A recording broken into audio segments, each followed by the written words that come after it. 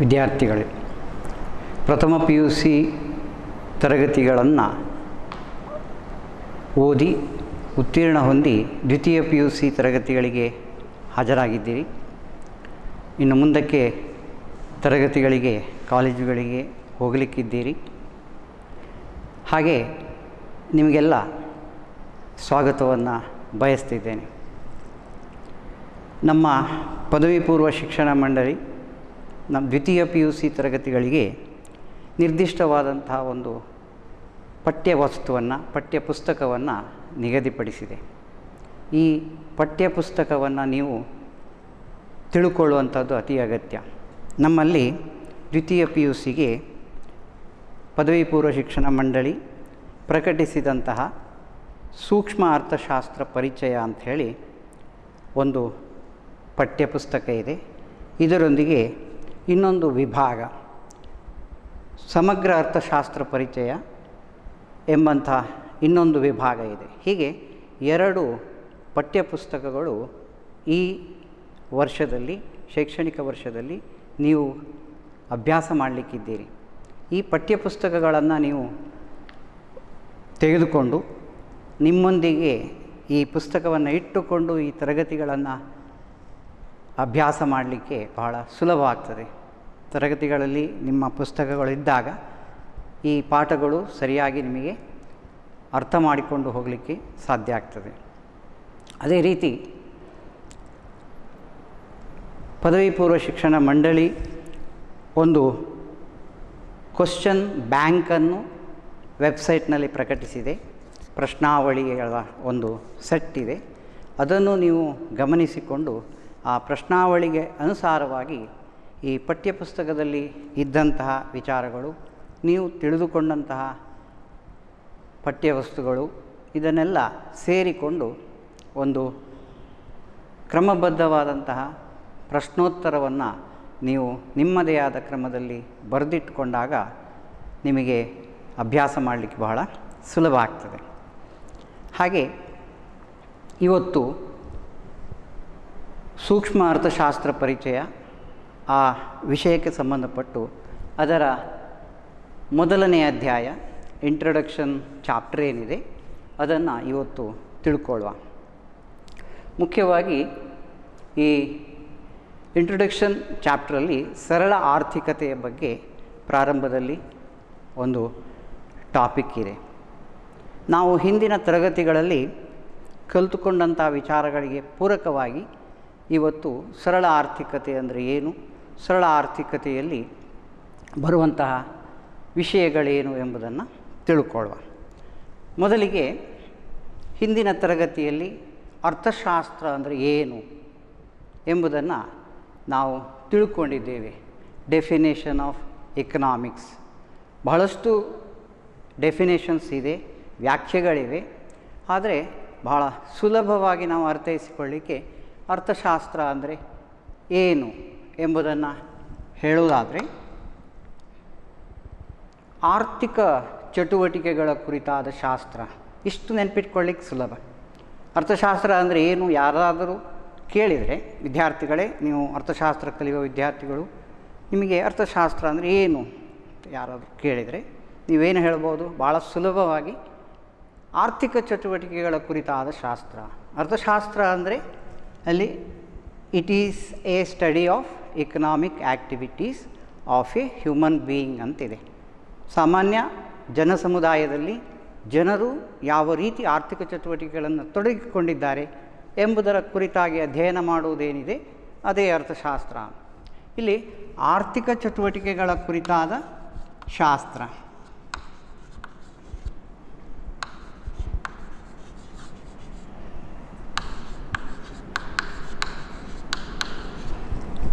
ಆರ್ಥಿಕ ಚಟುವಟಿಕೆಗಳ ಕುರಿತಾದ ಶಾಸ್ತ್ರ.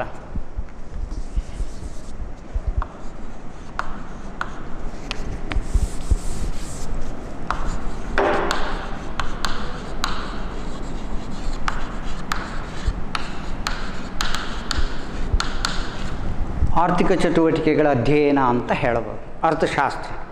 ಈಗ ಇಲ್ಲಿ ಇನ್ನೊಂದು ಸಂಶಯ ಬರ್ತದೆ ಅಥವಾ ಒಂದು ವಿಚಾರ ತಿಳ್ಕೊಳ್ಳುವ ಅಂತ ಆಗ್ತದೆ.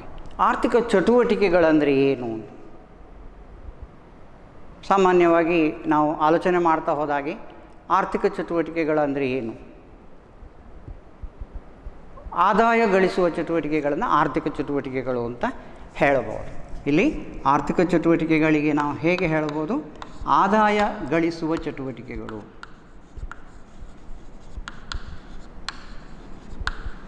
ಆದಾಯ ಗಳಿಸುವ ಚಟುವಟಿಕೆಗಳು ಅಂದರೆ ಇಕ್ನ ಯಾವುದು? ಇನ್ಕಮ್ ಅರ್ನಿಂಗ್ ಆ್ಯಕ್ಟಿವಿಟೀಸ್ ಅಂತ ಹೇಳ್ತೇವೆ. ನಮಗೆ ಆದಾಯ ಬರಬೇಕು, ನಮ್ಮ ಮುಂದಿನ ಜೀವನಕ್ಕೆ ಅನುಕೂಲವಾದಂತಹ ಆದಾಯ, ಎಲ್ಲದಕ್ಕೂ ಬೇಕಾಗುವುದೇನು? ಇನ್ಕಮ್, ಆದಾಯ ಗಳಿಸುವ ಚಟುವಟಿಕೆಗಳು, ಅದನ್ನು ಆರ್ಥಿಕ ಚಟುವಟಿಕೆಗಳು ಅಂತ ಹೇಳ್ತೇವೆ. ಈ ಆದಾಯ ಗಳಿಸುವ ಚಟುವಟಿಕೆಗಳಲ್ಲಿ ನಮಗೆ ಆದಾಯವನ್ನು ಪರಿಗಣಿಸಿಕೊಂಡು ನಾವು ಯಾವುದು ನಮ್ಮ ಬಯಕೆಗಳನ್ನು ಈಡೇರಿಸಿಕೊಳ್ಳಲಿಕ್ಕೆ ಸಾಧ್ಯವಾಗ್ತದೆ. ಇಲ್ಲೀಗ ಆದಾಯ ಗಳಿಸುವ ಚಟುವಟಿಕೆಗಳಿಂದ ದೊರೆತಂಥ ಆದಾಯ, ಈ ಆದಾಯ ಹೇಗೆ ಬರ್ತದೆ?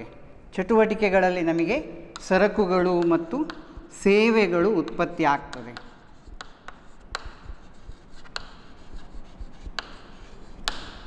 ಸರಕುಗಳು ಮತ್ತು ಸೇವೆಗಳು ಉತ್ಪಾದನೆ ಆಗ್ತದೆ. ಈ ಸರಕು ಮತ್ತು ಸೇವೆಗಳನ್ನು ಅವರು ಆದಾಯಕ್ಕೆ ಪರಿವರ್ತಿಸಿಕೊಂಡು, ಅದಕ್ಕೇನಿದೆ? ಆರ್ಥಿಕ ಮೌಲ್ಯಗಳಿವೆ. ಆರ್ಥಿಕ ಮೌಲ್ಯಗಳನ್ನು ಅವರು ಆದಾಯವಾಗಿ ಪರಿಗಣಿಸಿಕೊಂಡು ಇತರ ಬಯಕೆಗಳು, ಇಲ್ಲಿ ಮುಖ್ಯವಾಗಿ ಈ ಸರಕು ಸೇವೆಗಳು ಯಾಕಾಗಿ ಬೇಕಾಗಿವೆ ಅಂತ ಹೇಳಿದರೆ ಅಪರಿಮಿತವಾದ ಬಯಕೆಗಳಿಗೆ,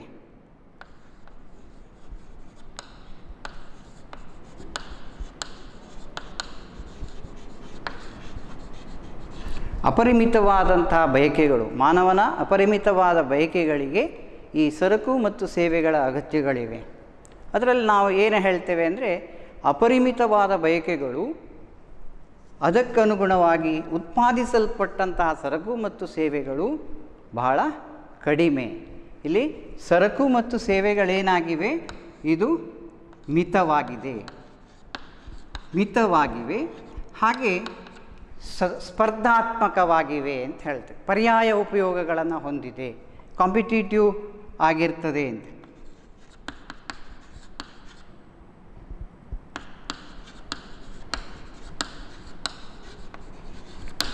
ಸ್ಪರ್ಧಾತ್ಮಕವಾಗಿವೆ. ಸರಕು ಮತ್ತು ಸೇವೆಗಳು ಮಿತವಾಗಿದೆ ಅಥವಾ ವಿರಳವಾಗಿದೆ ಹಾಗೂ ಸ್ಪರ್ಧಾತ್ಮಕವಾಗಿವೆ. ಅಂದರೆ ಪರ್ಯಾಯ ಉಪಯೋಗಗಳನ್ನು ಒಳಗೊಂಡಿದೆ. ನಾವು ಯಾವುದೇ ಒಂದು ವಸ್ತುವನ್ನು, ಉದಾಹರಣೆಗೆ ರೈತ ಬೆಳೆದಂಥ ಬೆಳೆ ಏನಿದೆ ಅದನ್ನು ತನ್ನ ಆದಾಯಕ್ಕೆ ಪರಿವರ್ತನೆ ಮಾಡಿಕೊಳ್ಳಿಕ್ಕೆ ಸಾಧ್ಯ ಆಗ್ತದೆ. ಅದೇ ಬೆಳೆ ಏನು ಅವನ ಅಪರಿಮಿತವಾದ ಬಯಕೆಗಳಿಗೆ ಅದು ಕೊರತೆಯನ್ನು ಹೊಂದುತ್ತದೆ, ಸಾಕಾಗದೆ ಹೋಗುವ ಸಾಧ್ಯತೆ ಇದೆ. ಹೀಗೆ ಈ ಆದಾಯ ಗಳಿಸುವ ಚಟುವಟಿಕೆಗಳು ಸರಕು ಸೇವೆಗಳನ್ನು ಉತ್ಪಾದಿಸ್ತದೆ. ಉತ್ಪಾದಿಸಿದಂತಹ ಸರಕು ಸೇವೆಗಳು ಅಪರಿಮಿತವಾದಂಥ ಬಯಕೆಗಳಿಗೆ ಬಳಕೆಯಾಗ್ತದೆ. ಹಾಗೆ ಬಳಕೆಯಾಗುವ ಸಂದರ್ಭದಲ್ಲಿ ಅವುಗಳು ಕೊರತೆಯನ್ನು ಕಂಡುಕೊಳ್ಳುತ್ತದೆ. ಹಾಗೆ ಕೊರತೆಯೂ ಇದೆ. ಅದರೊಂದಿಗೆ ಕೊರತೆಗೆ ಮುಖ್ಯವಾಗಿ ಕಾರಣ ಏನು? ಸ್ಪರ್ಧಾತ್ಮಕವಾಗಿವೆ. ಈ ಥರ ನಾವು ಅರ್ಥಶಾಸ್ತ್ರದ ಬಗ್ಗೆ, ಆರ್ಥಿಕ ಚಟುವಟಿಕೆಗಳ ಕುರಿತಾಗಿ ನಾವು ತಿಳ್ಕೊಳ್ಳಿಕ್ಕೆ ಸಾಧ್ಯ ಇದೆ ಮತ್ತು ಹಿಂದೆ ತಿಳ್ಕೊಂಡಿದ್ದೇವೆ. ಇಷ್ಟು ವಿಚಾರಗಳು ನೀವು ಈಗಾಗಲೇ ತಿಳ್ಕೊಂಡಿದ್ದೀರಿ. ಇನ್ನು ಸರಳ ಆರ್ಥಿಕತೆ ಅಂತ ಒಂದು ವಿಚಾರ ಇದೆ. ಸರಳ ಆರ್ಥಿಕತೆ ನೆಕ್ಸ್ಟ್ ಟಾಪಿಕ್ ಏನಿದೆ, ಇದು ಅಧ್ಯಾಯ 1ರಲ್ಲಿ ಈ ಪರಿಚಯ ವಿಭಾಗದಲ್ಲಿ ಮೊದಲನೇ ಟಾಪಿಕ್ ಏನಿದೆ, ಇದು ಒಂದು ಸರಳ ಆರ್ಥಿಕತೆ ಅಂತಿದೆ. ನಾವೀಗ ಹಿಂದಿನ ತರಗತಿಗಳಲ್ಲಿ ತಿಳ್ಕೊಂಡಂಥ ವಿಚಾರಗಳ ಬಗ್ಗೆ ಪುನರ್ ಮನನ ಮಾಡಿಕೊಂಡೆವು. ಅರ್ಥಶಾಸ್ತ್ರ ಅಂದರೆ ಏನು, ಆರ್ಥಿಕ ಚಟುವಟಿಕೆಗಳ ಕುರಿತಾದ ಶಾಸ್ತ್ರ ಅಂತ ಹೇಗೆ ತಿಳ್ಕೊಂಡಿದ್ದೆವು, ಅದೇ ರೀತಿ ಮುಂದೆ ಒಂದು ಸರಳ ಆರ್ಥಿಕತೆ ಅದರ ವಿಚಾರವಾಗಿ ತಿಳ್ಕೊಳ್ಳುವ.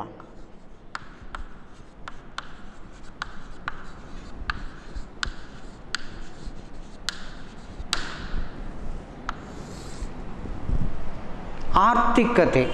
ಆರ್ಥಿಕತೆ ಅಂದರೆ ಏನು ಎಂಬುದಕ್ಕೆ ಮೊದಲಿಗೆ ನಾವು ಕೆಲವೊಂದು ವಿಚಾರಗಳು ಮಾತನಾಡುವಾಗ ತಿಳ್ಕೊಂಡಿದ್ದೇವೆ. ಇಕಾನಮಿ, ನಮ್ಮ ದೇಶದ ಇಕಾನಮಿ ಸರಿಯಿಲ್ಲ, ಇಕಾನಮಿ ಬಿದ್ದು ಹೋಗಿದೆ, ಹೀಗೆಲ್ಲ ಹೇಳ್ತೇವೆ.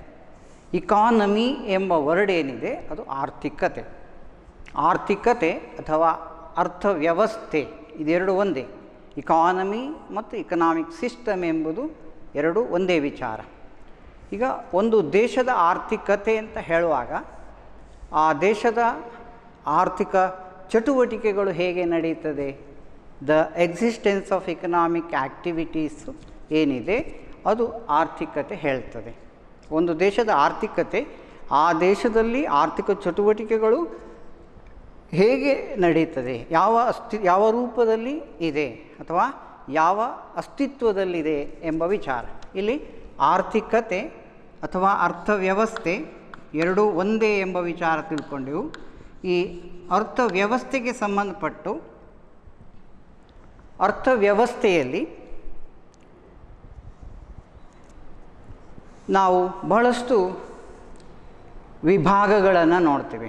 ಜನರ ಆರ್ಥಿಕ ಚಟುವಟಿಕೆಗಳು ಹೇಗಿದೆ. ಆರ್ಥಿಕ ಚಟುವಟಿಕೆಗಳನ್ನು ನಾವು ಸಾಮಾನ್ಯವಾಗಿ 3 ವಿಭಾಗಗಳಲ್ಲಿ ವಿಂಗಡಣೆ ಮಾಡಿದ್ದೇವೆ. ಅದರಲ್ಲಿ ಕೃಷಿ ಚಟುವಟಿಕೆಗಳು ಮತ್ತು ಕೃಷಿ ಸಂಬಂಧಿ ಚಟುವಟಿಕೆಗಳು ಅಂತಿದೆ. ಸಂಬಂಧಿ ಚಟುವಟಿಕೆಗಳು,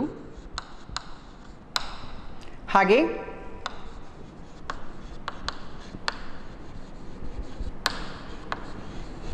ಉತ್ಪಾದನಾ ಚಟುವಟಿಕೆಗಳು,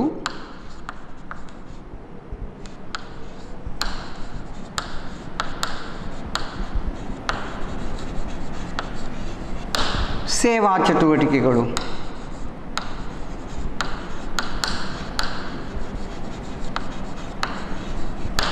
ನಮಗೆ ಜನ ಸಮುದಾಯದಲ್ಲಿ ಒಂದು ಚಟುವಟಿಕೆಗಳನ್ನು ನಾವು ನೋಡ್ತೀವಿ. ನಮ್ಮ ದೇಶದ ಚಟುವಟಿಕೆಗಳು ಜನರು ಯಾವ ಚಟುವಟಿಕೆಗಳಲ್ಲಿ ತೊಡಗಿಸಿಕೊಂಡಿದ್ದಾರೆ, ಕೃಷಿ ಮತ್ತು ಅದಕ್ಕೆ ಸಂಬಂಧಪಟ್ಟ ಚಟುವಟಿಕೆಗಳಲ್ಲಿ ಬಹಳಷ್ಟು ಜನರು ಕಾಣ್ತೇವೆ. ಹಾಗೆ ಉತ್ಪಾದನಾ ಚಟುವಟಿಕೆಗಳಲ್ಲಿ ನೋಡ್ತೇವೆ, ಸೇವಾ ಚಟುವಟಿಕೆಗಳು ನೋಡ್ತೇವೆ. ಈ ಎಲ್ಲ ಚಟುವಟಿಕೆಗಳಿಂದ ನಮಗೆ ಏನು ಲಭ್ಯವಾಗ್ತದೆ, ಇದು ಸರಕು ಮತ್ತು ಸೇವೆಗಳ ಲಭ್ಯತೆ, ಉತ್ಪಾದನೆ ಆಗ್ತದೆ. ಸರಕು ಮತ್ತು ಸೇವೆಗಳು, ನಾನು ಹಿಂದೆ ಹೇಳಿದಾಗೆ ಸರಕು ಮತ್ತು ಸೇವೆಗಳಿಗೆ ಆರ್ಥಿಕ ಮೌಲ್ಯಗಳಿರ್ತದೆ. ಎಕನಾಮಿಕ್ ಗೂಡ್ಸ್ ಅಂತ ಹೇಳ್ತೇವೆ. ಸರಕು ಮತ್ತು ಸೇವೆಗಳನ್ನು ನಾವು ಆರ್ಥಿಕ ಸರಕುಗಳು ಅಂತ ಹೇಳ್ತೇವೆ. ಅದೇ ಈ ಆರ್ಥಿಕ ಮೌಲ್ಯಗಳಿಲ್ಲದ ಸರಕುಗಳು ಅಥವಾ ಸೇವೆಗಳು, ಅದನ್ನು ನಾವು ಆರ್ಥಿಕ ಸರಕುಗಳು ಅಂತ ಹೇಳೋದಿಲ್ಲ. ಫಾರ್ ಎಕ್ಸಾಂಪಲ್, ಮನೆಯಲ್ಲಿ ಮಾಡುವಂಥ ತಾಯಿ ಮಾಡುವಂಥ ಕೆಲಸ ಏನಿದೆ ಅದಕ್ಕೆ ಯಾವುದೇ ಪೇಮೆಂಟ್ ಇಲ್ಲ, ಯಾವುದೇ ಒಂದು ಕೂಲಿ ಅಥವಾ ಮಜೂರಿ ಕೊಡೋದಿಲ್ಲ. ಅದೇ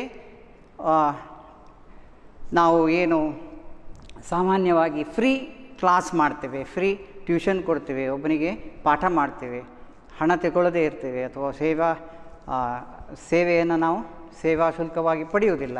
ಅಂಥ ಸಂದರ್ಭದಲ್ಲಿ ಅವುಗಳಿಗೆ ಆರ್ಥಿಕ ಮೌಲ್ಯಗಳಿಲ್ಲ ಅಂತ.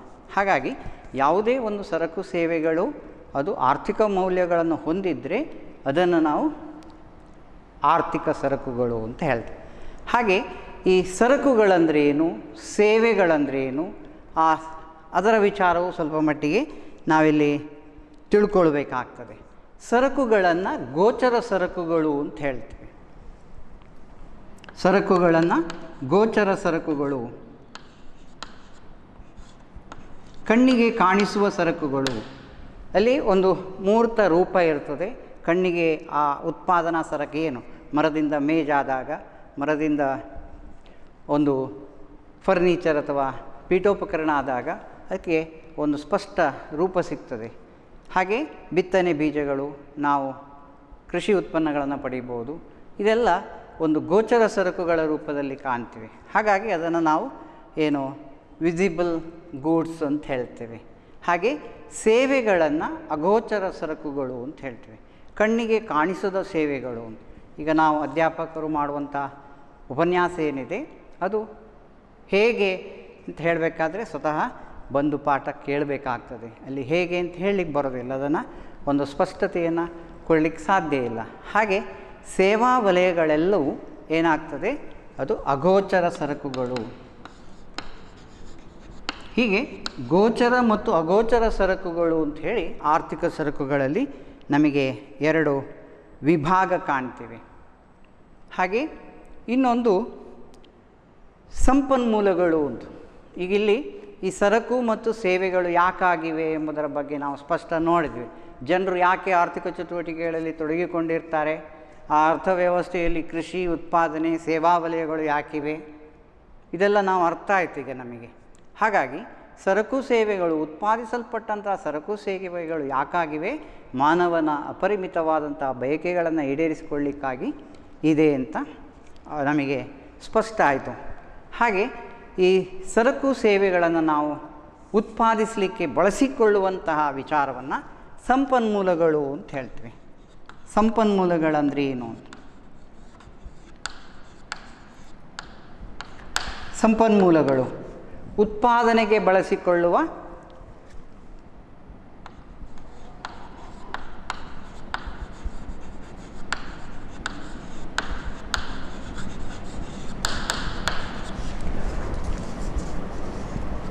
ಭೂಮಿ,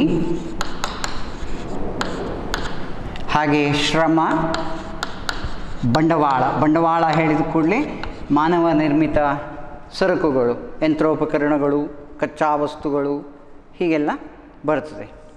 ಹೀಗೆ ಉತ್ಪಾದನೆಗೆ ಬಳಸಿಕೊಳ್ಳುವ ಭೂಮಿ, ಶ್ರಮ, ಬಂಡವಾಳ ಇದನ್ನು ಸಂಪನ್ಮೂಲಗಳಂತ ಹೇಳ್ತೇವೆ. ಸರಕು ಮತ್ತು ಸೇವೆಗಳು ಅದು ನಮಗೆ ಆರ್ಥಿಕ ಸರಕುಗಳಾಗ್ತದೆ, ಬಯಕೆಗಳಿಗಾಗಿ ಬೇಕು. ಈಗ ಉತ್ಪಾದನೆಗೆ ಲಭ್ಯವಿರುವಂಥ ಸಂಪನ್ಮೂಲಗಳು ಇಲ್ಲಿ ಏನಾಗಿದೆ, ಈ ಸಂಪನ್ಮೂಲಗಳ ಕೊರತೆ ಏನಿದೆ, ಈ ಕೊರತೆಯ ಪರಿಣಾಮ ಏನು. ಸಂಪನ್ಮೂಲಗಳು ನಮಗೆ ಯಾವಾಗಲೂ ಏನಾಗಿವೆ, ಕೊರತೆಯಲ್ಲಿವೆ. ಅದರೊಂದಿಗೆ ಆ ಸಂಪನ್ಮೂಲಗಳು ಪರ್ಯಾಯವಾದಂಥ ಉಪಯೋಗಗಳನ್ನು ಹೊಂದಿರ್ತದೆ. ಈಗ ಉದಾಹರಣೆಗೆ ವಿದ್ಯುತ್ ಶಕ್ತಿಯನ್ನು ನಾವು ತೆಗೆದುಕೊಂಡರೆ, ವಿದ್ಯುತ್ತಿನ ಉತ್ಪಾದನೆ ಮಾಡಿಕೊಳ್ಳಿಕ್ಕೆ ಬೇಕಾದಂತಹ ಸಂಪನ್ಮೂಲಗಳು ಕೊರತೆಯಲ್ಲಿರ್ತದೆ. ಅದೇ ರೀತಿ ಉತ್ಪಾದನೆ ಮಾಡಿದಂತಹ ವಿದ್ಯುತ್ತನ್ನು ಬಳಸಿಕೊಳ್ಳಲಿಕ್ಕೆ ಬೇರೆ ಬೇರೆ ಉಪಯೋಗಗಳಿವೆ, ಪರ್ಯಾಯ ಉಪಯೋಗಗಳು. ಅದರಲ್ಲೂ ಆದ್ಯತೆಗಳು, ಉದಾಹರಣೆಗೆ ಯಾವುದು ಬೇಕು, ನಮಗೆ ಆದ್ಯತೆಗನುಸಾರವಾಗಿ ನಾವು ಬಳಕೆ ಮಾಡಿಕೊಳ್ಳುವಂಥ ಒಂದು ಆಯ್ಕೆಯ ಸಮಸ್ಯೆ ಹುಟ್ಟಿಕೊಳ್ತದೆ. ಹೀಗೆ ಸಂಪನ್ಮೂಲಗಳು ಕೊರತೆಯಲ್ಲಿವೆ, ಕೊರತೆಯಲ್ಲಿರುವ ಸಂಪನ್ಮೂಲಗಳು ಸ್ಪರ್ಧಾತ್ಮಕವಾಗಿವೆ, ಸ್ಪರ್ಧಾತ್ಮಕವಾಗಿರುವುದರಿಂದ ಆಯ್ಕೆಯ ಸಮಸ್ಯೆಗಳು ಹುಟ್ಟಿಕೊಳ್ತವೆ ಎಂಬುದು ನಾವಿಲ್ಲಿ ತಿಳ್ಕೊಳ್ಳುವಂಥ ವಿಚಾರ. ಆರ್ಥಿಕತೆಯಲ್ಲಿ ಆರ್ಥಿಕ ಚಟುವಟಿಕೆಗಳು ಯಾವ ರೀತಿ ನಡೀತಾ ಇದೆ, ಅದೇ ರೀತಿ ಆರ್ಥಿಕ ಚಟುವಟಿಕೆಗಳಿಂದ ಲಭ್ಯವಾದಂತಹ ಉತ್ಪಾದಿತ ಉತ್ಪನ್ನಗಳು, ಸರಕು ಸೇವೆಗಳು ಯಾವುದು ಅಂತ ತಿಳ್ಕೊಂಡೆವು. ಆ ಸರಕು ಸೇವೆಗಳನ್ನು ಉತ್ಪಾದಿಸಲಿಕ್ಕೆ ಬಳಸಿಕೊಳ್ಳುವಂಥ ಸಂಪನ್ಮೂಲಗಳೇನು, ಆ ಸಂಪನ್ಮೂಲಗಳು ನಮಗೆ ಲಭ್ಯತೆಗನುಸಾರವಾಗಿ ಅದು ಕೊರತೆಯಲ್ಲಿದೆ, ಪರ್ಯಾಯ ಉಪಯೋಗಗಳನ್ನು ಹೊಂದಿದೆ, ಸ್ಪರ್ಧಾತ್ಮಕವಾಗಿವೆ. ಹೀಗಾಗಿ ನಮಗೆ ಆಯ್ಕೆಯ ಸಮಸ್ಯೆಗಳು ಹುಟ್ಟಿಕೊಳ್ತದೆ. ಈ ರೀತಿ ಒಂದು ಸರಳ ಆರ್ಥಿಕತೆಯಲ್ಲಿ ಯಾವ ರೀತಿಯ ಚಟುವಟಿಕೆಗಳು ನಡೆಯುತ್ತದೆ ಅಂತ. ಅದೇ ರೀತಿ ಒಬ್ಬ ವ್ಯಕ್ತಿ, ಇಲ್ಲಿ ಸಮುದಾಯದಲ್ಲಿ, ಜನಸಮುದಾಯದಲ್ಲಿ ಒಬ್ಬ ವ್ಯಕ್ತಿ ಅಂತ ಬರ್ತಾನೆ, ಬಳಕೆ ಮಾಡಿಕೊಳ್ಳುವಂಥ, ಅವನನ್ನು ನಾವು ಕನ್ಸ್ಯೂಮರ್ ಅಂತ ಹೇಳ್ತೇವೆ, ಅಥವಾ ಗ್ರಾಹಕ. ಒಬ್ಬ ವ್ಯಕ್ತಿ ಅಂತ ನಾವು ಪರಿಗಣಿಸುವುದೇನಿದೆ, ಅದರಲ್ಲಿ ಗ್ರಾಹಕನಾಗಿರ್ಬೋದು, ಹಾಗೆ ಒಂದು ಕುಟುಂಬ ಆಗಿರ್ಬೋದು, ಅಥವಾ ಒಂದು ಸಂಸ್ಥೆಯಾಗಿರ್ಬೋದು. ನಾವೀಗ ಈ ಸರಕು ಸೇವೆಗಳನ್ನು ಉಪಯೋಗಿಸಿಕೊಳ್ಳುವವರು ಯಾರು ಎಂಬುದು, ಅದು ಜನಸಮುದಾಯದಲ್ಲಿ ಒಬ್ಬ ವ್ಯಕ್ತಿಯಾಗಿರುತ್ತದೆ. ಅಂದರೆ ಗ್ರಾಹಕರಾಗಿರ್ತಾರೆ, ಕುಟುಂಬ ಆಗಿರ್ತದೆ, ಸಂಸ್ಥೆಯಾಗಿರ್ತದೆ. ಹೀಗೆ ಕುಟುಂಬ, ಗ್ರಾಹಕ, ಕುಟುಂಬ, ಸಂಸ್ಥೆ, ಈ ರೀತಿಯ ಒಂದು ಏನು ಹೇಳ್ತೇವೆ, ಇಂಡಿವಿಜುವಲ್ ಯೂನಿಟ್ ಅಂತ, ಆರ್ಥಿಕ ಸಂಘಟನೆಗೆ ಸಂಬಂಧಪಟ್ಟು ಆರ್ಥಿಕ ಯೂನಿಟ್ ಅಂತ, ಎಕನಾಮಿಕ್ ಯೂನಿಟ್ ಅಂತ ನಾವು ಏನು ಕರಿತೇವೆ, ಅದು ಒಂದು ವ್ಯಕ್ತಿಗೆ ಪರಿಗಣಿಸಲ್ಪಡ್ತದೆ ಅಂತ. ಹೀಗೆ ಈ ವ್ಯಕ್ತಿಗೆ ಪರಿಗಣಿಸಲ್ಪಟ್ಟಂಥ ವಿಚಾರಗಳಿಗೆ ಅಲ್ಲಿ ಒಂದು ಕೃಷಿ ಕುಟುಂಬ ತನ್ನ ಗಳಿಸಿದಂಥ ಕೃಷಿ ಉತ್ಪನ್ನದಿಂದ ಹೇಗೆ ತನ್ನ ಬೇಕು ಬೇಡಗಳನ್ನು ಬಯಕೆಗಳನ್ನು ಈಡೇರಿಸಿಕೊಳ್ತದೆ ಎಂಬುದು, ಹಾಗೆ ಒಬ್ಬ ಶಿಕ್ಷಕ ಅಥವಾ ಶಿಕ್ಷಕಿ ತನ್ನ ಸಂಪನ್ಮೂಲವನ್ನು ತನ್ನ ಬಯಕೆಗಳಿಗೆ ಏನು ಉತ್ಪಾದನೆ ಮಾಡ್ತಾರೆ ಮತ್ತು ಅದನ್ನು ಬಯಕೆಗಳಿಗೆ ಹೇಗೆ ಉಪಯೋಗಿಸ್ಕೊಳ್ತಾರೆ ಎಂಬ ವಿಚಾರ ಇದೆ. ಅದೇ ರೀತಿ ಒಬ್ಬ ನೇಕಾರ ಯಾವ ಉತ್ಪಾದನೆಯನ್ನು ಮಾಡ್ತಾನೆ, ತನ್ನ ಬಯಕೆಗಳನ್ನು ಹೇಗೆ ಈಡೇರಿಕೆ ಮಾಡ್ತಾನೆ ಎಂಬುದರ ಬಗ್ಗೆ ಒಂದು ವಿಶ್ಲೇಷಣೆ ಇದೆ. ಇದರ ಬಗ್ಗೆ ಒಂದು ಕ್ವಶನೂ ಇದೆ. ನಿಮಗೆ 4 ಅಂಕಗಳ ಒಂದು ಕ್ವಶನ್ ಕೇಳ್ತಾರೆ. ಜನಸಮುದಾಯದಲ್ಲಿ ಒಬ್ಬ ಒಂದು ಕೃಷಿ ಕುಟುಂಬ ಶಿಕ್ಷಕಿ ಅಥವಾ ನೇಕಾರನ ಚಟುವಟಿಕೆಯ ಬಗ್ಗೆ ಸವಿರವಾದಂತಹ ವಿವರಣೆಯನ್ನು ಕೊಡಿ ಎಂಬುದಾಗಿ ಒಂದು ಕ್ವಶನ್ ಇದೆ. ಹಾಗೆ ಇಲ್ಲಿ ಒಬ್ಬ ಕೃಷಿ ಕುಟುಂಬವನ್ನು ಪರಿಗಣಿಸಿಕೊಂಡಾಗ ಒಬ್ಬ ಕೃಷಿಕ ಏನು ಮಾಡ್ತಾನೆ, ತನ್ನಲ್ಲಿ ಲಭ್ಯತೆ ಇರುವಂತಹ ಸೀಮಿತ ಸಂಪನ್ಮೂಲವನ್ನು ಬಳಸಿಕೊಂಡು ಉತ್ಪಾದನೆ ಮಾಡ್ತಾನೆ. ಆ ಉತ್ಪಾದಿಸಿದಂತಹ ಸರಕನ್ನು ಅದು ಆರ್ಥಿಕ ಮೌಲ್ಯ ಇರುವುದರಿಂದ ಅದನ್ನು ಏನು ಮಾಡ್ತಾನೆ, ತನಗೆ ಬೇಕಷ್ಟನ್ನು ಉಳಿಸಿಕೊಂಡು ಉಳಿದದ್ದನ್ನು ಅವನು ತನ್ನ ಇತರ ಬಯಕೆಗಳ ಈಡೇರಿಕೆಗಾಗಿ ಉಪಯೋಗಿಸ್ಕೊಳ್ತಾನೆ. ಮಕ್ಕಳ ವಿದ್ಯಾಭ್ಯಾಸ ಇರ್ಬೋದು ಅಥವಾ ತನ್ನ ಇತರ ಬೇಕು ಬೇಡಗಳನ್ನು ಉಪಯೋಗಿಸ್ಕೊಳ್ಳಿಕ್ಕಾಗ್ತದೆ. ಹೀಗೆ ಕೃಷಿ ಕುಟುಂಬ ತನ್ನ ಉತ್ಪಾದನೆಯನ್ನು ಹೇಗೆ ಬಳಸಿಕೊಳ್ತಾನೆ ಎಂಬುದರ ಬಗ್ಗೆ ವಿವರಣೆ ಇದೆ, ನಿಮ್ಮ ಪಠ್ಯಪುಸ್ತಕದಲ್ಲಿ ಸಿಗ್ತದೆ.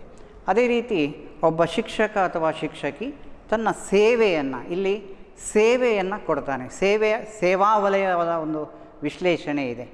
ತನ್ನ ಕಲಿತಂಥ ವಿದ್ಯೆಯನ್ನು ತನ್ನ ವಿದ್ಯಾರ್ಥಿಗಳಿಗೆ ಮನದಟ್ಟು ಮಾಡಿಕೊಳ್ಳಿಕ್ಕೆ ಉಪಯೋಗಿಸ್ಕೊಳ್ತಾರೆ. ಹೀಗೆ ವಿದ್ಯಾರ್ಥಿಗಳಿಗೆ ಸೇವೆಯನ್ನು ಒದಗಿಸುವುದರಿಂದ ಅಲ್ಲಿ ವೇತನ ರೂಪವಾಗಿ ಆದಾಯವನ್ನು ಗಳಿಸ್ತಾರೆ. ಆ ಆದಾಯವನ್ನು ತನ್ನ ಇತರ ಅಗತ್ಯಗಳಿಗೆ ಬಳಕೆ ಮಾಡ್ತಾರೆ.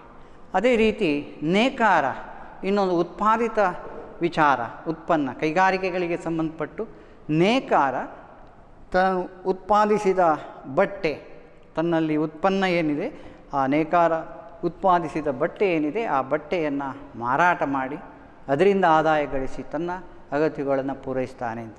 ಹೀಗೆ ಯಾವುದೇ ಚಟುವಟಿಕೆಗಳನ್ನು ನಾವು ನೋಡ್ತಾ ಹೋದಾಗಲೂ ಅಲ್ಲಿ ಆ ಆರ್ಥಿಕತೆಯಲ್ಲಿ ಕಂಡುಬರುವಂತಹ ಚಟುವಟಿಕೆಗಳಲ್ಲಿ ಸೀಮಿತವಾದ ಸಂಪನ್ಮೂಲಗಳನ್ನು ಬಳಸಿಕೊಂಡು ತನ್ನ ಆದಾಯವನ್ನು ಪಡ್ಕೊಂಡು ಆ ಆದಾಯದಿಂದ ಇತರ ಅಗತ್ಯಗಳನ್ನು ಅಪರಿಮಿತವಾದಂಥ ಬಯಕೆಗಳಲ್ಲಿ ಆದ್ಯತೆಯ ಮೇರೆಗೆ ಪೂರೈಸಿಕೊಂಡು ಹೋಗ್ತಾರೆ ಎಂಬ ವಿಚಾರ ನಾವಿಲ್ಲಿ ತಿಳ್ಕೊಂಡೆವು.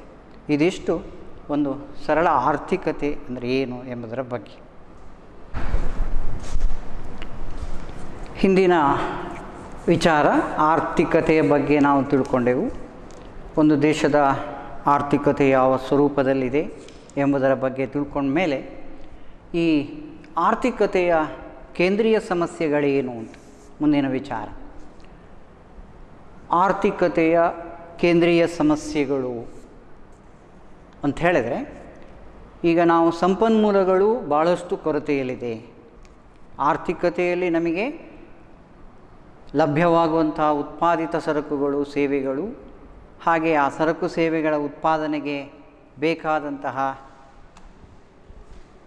ಭೂಮಿ, ಶ್ರಮ, ಬಂಡವಾಳ ಇದು ಕೊರತೆಯಲ್ಲಿದೆ. ಈ ಕೊರತೆಯಲ್ಲಿರುವಂತಹ ಸಂಪನ್ಮೂಲಗಳನ್ನು ನಾವು ಹೇಗೆ ಹಂಚಿಕೆ ಮಾಡಿಕೊಳ್ಳಬೇಕು, ಈ ಹಂಚಿಕೆ ಮಾಡಿಕೊಳ್ಳುವ ವಿಚಾರದಲ್ಲಿ ಸಮಸ್ಯೆಗಳು ಅಂತ ಕಂಡುಕೊಳ್ತೇವೆ. ಮುಖ್ಯವಾಗಿ ನಮ್ಮ ಬದುಕಿನ ಮೂಲಭೂತ ಆರ್ಥಿಕ ಚಟುವಟಿಕೆಗಳಲ್ಲಿ ಸರಕು ಸೇವೆಗಳು ಹೇಗೆ ಹಂಚಿಕೆ ಆಗ್ತದೆ ಎಂಬುದರ ಬಗ್ಗೆ ನಾವು ತಿಳ್ಕೊಂಡಾಗ ಅದರಲ್ಲಿ ಅನುಭೋಗ,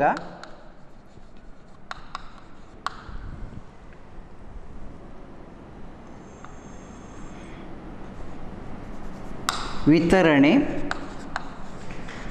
ಮತ್ತು ವಿನಿಮಯ,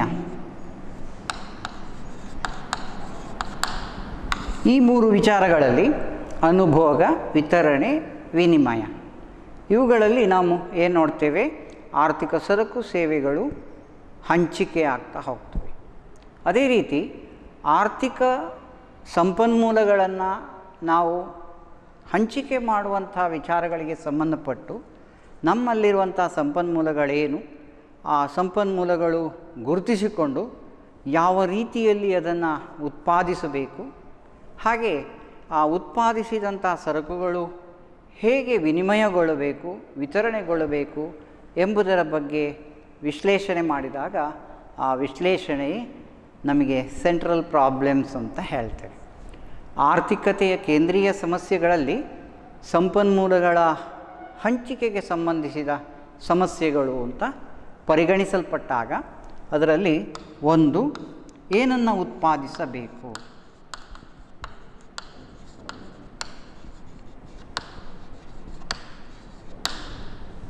ಎರಡನೇದು ಹೇಗೆ ಉತ್ಪಾದಿಸಬೇಕು,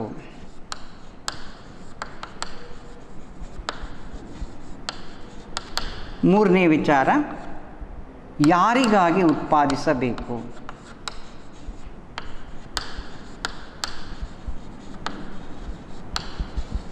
ಪರೀಕ್ಷಾ ದೃಷ್ಟಿಯಲ್ಲಿ ನಾವು ಏನು ಹೇಳ್ತೇವೆ, ಆರ್ಥಿಕತೆಯ ಕೇಂದ್ರೀಯ ಸಮಸ್ಯೆಗಳ ಅಂದರೆ ಏನು ಅಂತ ಒಂದು 2 ಮಾರ್ಕ್ಸಿನ ಕ್ವಶನ್ ಇದೆ. ಇಷ್ಟು ವಿಚಾರ ಬರೆದ್ರೆ ಆಯಿತು, 2 ಮಾರ್ಕ್ಸ್ ಸಿಗ್ತದೆ. ಆರ್ಥಿಕತೆಯ ಕೇಂದ್ರೀಯ ಸಮಸ್ಯೆಗಳಂದರೆ ಏನು, ಏನನ್ನು ಉತ್ಪಾದಿಸಬೇಕು, ಹೇಗೆ ಉತ್ಪಾದಿಸಬೇಕು, ಯಾರಿಗಾಗಿ ಉತ್ಪಾದಿಸಬೇಕು, ಇದನ್ನು ನಾವು ವಿಶ್ಲೇಷಣೆ ಮಾಡ್ತಾ ಹೋದರೆ, ವಿವರಣೆ ಕೊಡ್ತಾ ಹೋದರೆ ಅದು 4 ಅಂಕದ ಪ್ರಶ್ನೆ ಆಗ್ತದೆ. ಇಲ್ಲಿ ಈ ಏನನ್ನು ಉತ್ಪಾದಿಸಬೇಕು, ಹೇಗೆ ಉತ್ಪಾದಿಸಬೇಕು, ಯಾರಿಗಾಗಿ ಉತ್ಪಾದಿಸಬೇಕು, ಈ ಸಮಸ್ಯೆಗಳು ಯಾವುದನ್ನು ಒಳಗೊಂಡಿದೆ, ಈ ಅನುಭೋಗ, ವಿತರಣೆ, ವಿನಿಮಯಕ್ಕೆ ಸಂಬಂಧಪಟ್ಟು ಸಂಪನ್ಮೂಲಗಳ ಹಂಚಿಕೆಗೆ ಸಂಬಂಧಪಟ್ಟಿದೆ.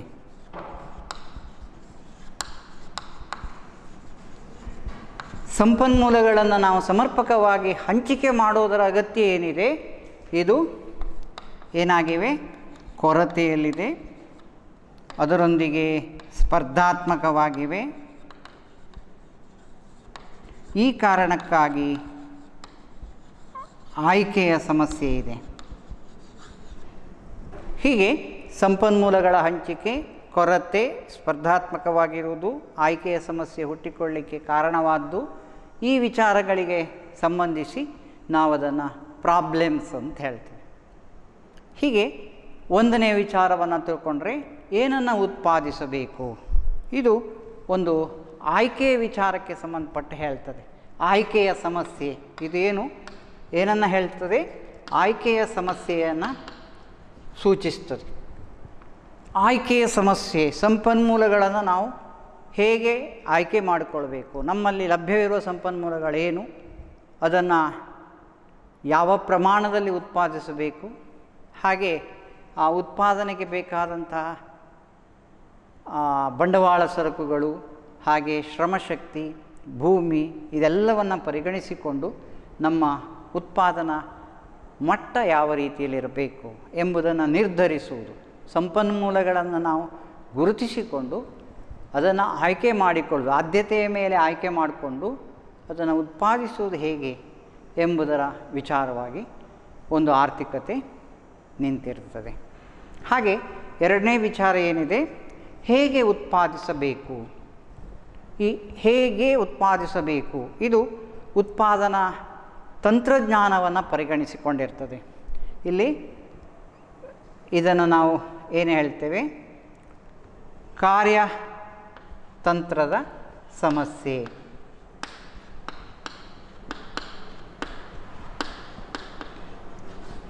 ಕಾರ್ಯತಂತ್ರದ ಸಮಸ್ಯೆ ಅಂತ ಹೇಳ್ತೇವೆ. ಇಲ್ಲಿ ಕಾರ್ಯತಂತ್ರ ಅಂತ ಹೇಳುವಾಗ ಸಾಮಾನ್ಯ ನಮ್ಮ ಪ್ರಪಂಚದ ರಾಷ್ಟ್ರಗಳು, ಜಗತ್ತಿನ ರಾಷ್ಟ್ರಗಳನ್ನು ಪರಿಗಣಿಸಿದಾಗ ರಾಷ್ಟ್ರಗಳಲ್ಲಿ ವೈವಿಧ್ಯತೆ ಇದೆ.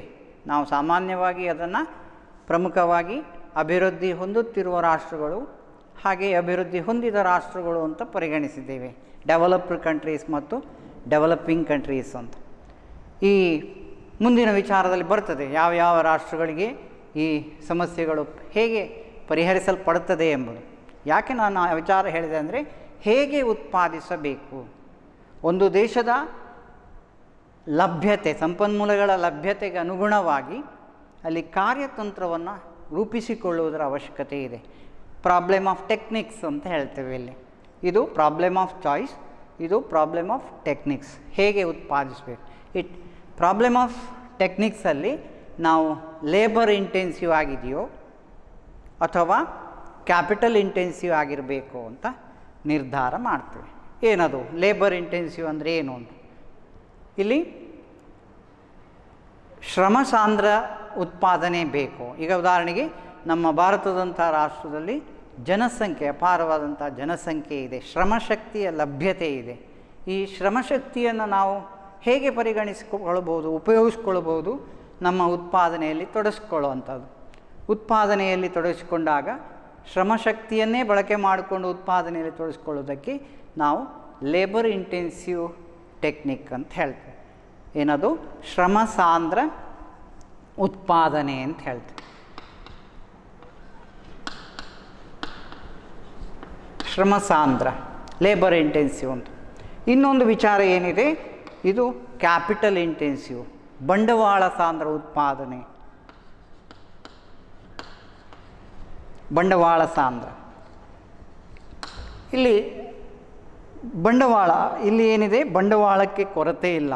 ಬಂಡವಾಳ ಅಂತ ಮ್ಯಾನ್ ಮೇಡ್ ಥಿಂಗ್ಸ್, ಉತ್ಪಾದನೆಗೆ ಬಳಸಿಕೊಳ್ಳುವಂತಹ ವಿಚಾರಗಳು, ಯಂತ್ರೋಪಕರಣಗಳಿರ್ಬೋದು, ಹಾಗೆ ಹಣಕಾಸು ವಿಚಾರಗಳು, ಅದನ್ನು ಸಹ ಹೇಳ್ತೀವಿ. ಆದಾಯದ ಮಟ್ಟ ಇರ್ಬೋದು.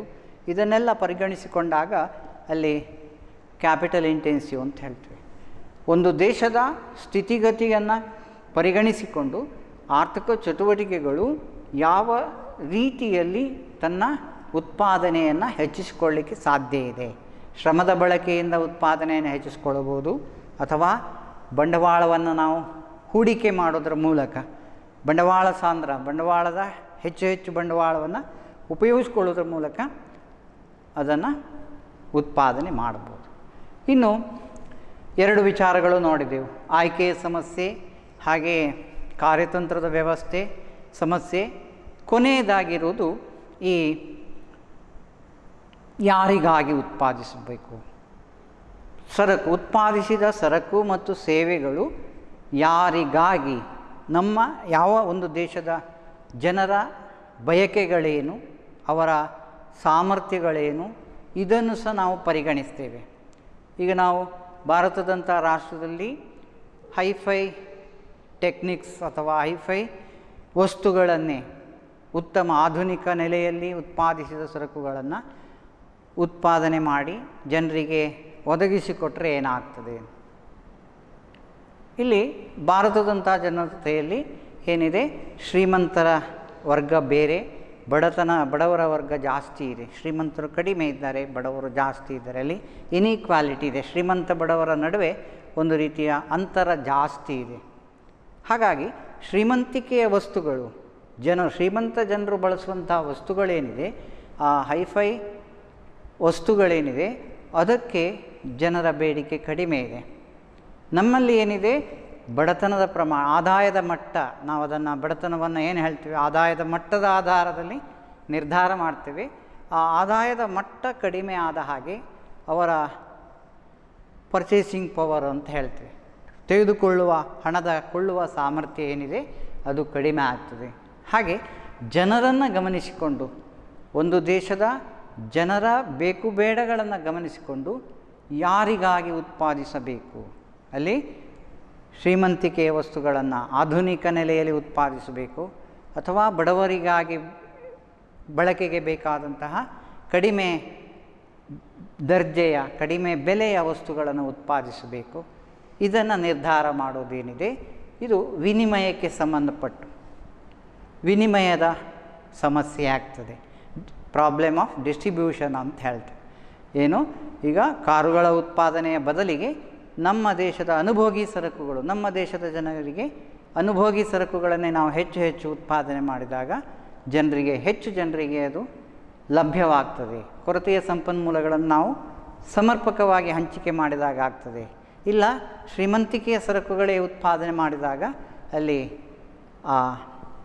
ಬಡವರ ಕಡೆಗಣನೆ ಆಯಿತು, ಬಡವರಿಗೆ ಬೇಕಾದಂಥ ಸರಕುಗಳು ಲಭ್ಯ ಆಗ್ತಾ ಇಲ್ಲ. ಅದು ಶ್ರೀಮಂತರ ಪರವಾಗಿದೆ, ಈ ರೀತಿ ಬರ್ತದೆ. ಹಾಗಾಗಿ ಅಲ್ಲಿ ಒಂದು ರೀತಿಯ ಸಮತೋಲನದ ಆರ್ಥಿಕತೆಯನ್ನು ಸಮತೋಲನವನ್ನು ಕಾಯ್ದುಕೊಳ್ಳುವುದರ ಅವಶ್ಯಕತೆ ಇದೆ. ಆರ್ಥಿಕತೆಯ ಸಮಸ್ಯೆಗಳನ್ನು ನಾವು ಪರಿಹರಿಸಿಕೊಳ್ಳುವಾಗ ಈ ರೀತಿ ಏನನ್ನು ಉತ್ಪಾದಿಸಬೇಕು, ಸಂಪನ್ಮೂಲಗಳನ್ನು ಆಯ್ಕೆ ಮಾಡಿಕೊಳ್ಳೋದು, ಹಾಗೆ ಹೇಗೆ ಉತ್ಪಾದಿಸಬೇಕು, ಯಾವ ವಿಧಾನದಲ್ಲಿ ಆಧುನಿಕತೆಯನ್ನು ಉಪಯೋಗಿಸಿಕೊಳ್ಳೋದು ಅಥವಾ ಶ್ರಮಸಾಂದ್ರತೆಯನ್ನು ಬಳಸಿಕೊಳ್ಳುವುದು, ಹಾಗೆ ಯಾರಿಗಾಗಿ